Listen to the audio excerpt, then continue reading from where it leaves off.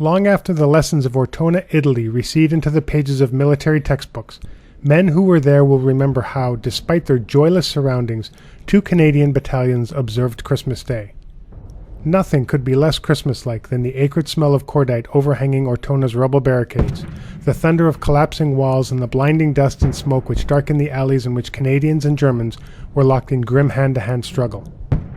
In such dreadful circumstances, however, men thousands of miles from home kept the greatest of all home festivals. Battalion administrative personnel were determined that, whatever the situation, their rifle companies should have a Christmas dinner. This is an excerpt from a diary kept by the Seaforth padre, Roy Durnford. C Company came in first at 11 o'clock, A Company at 1, and so on until 7 at night. The men looked tired and drawn, as well they might, and most who came directly from the town were dirty and unshaven. "Well," I said, "at least I've got you all in church." The floor had been cleared and tables set up, and it was heartwarming to see the tablecloths and chinaware some of the boys had scrounged, and the beer, cigarettes, chocolate, nuts, oranges, and apples.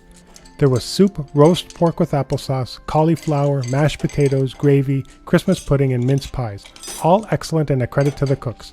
Plates were heaped high with as much as any man could eat. Tables filled and emptied and filled again, and I saw many a tense face relax in the warmth within the walls of the battle-scarred church. What a concert of noise!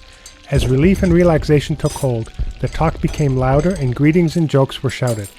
The cookers hissed and sizzled behind the altar, and the plates clattered as they were cleared from the tables and piled high on the altar itself. Desecration of the Lord's table? It did not strike me so. Above the din one could sometimes hear machine gun fire and shells.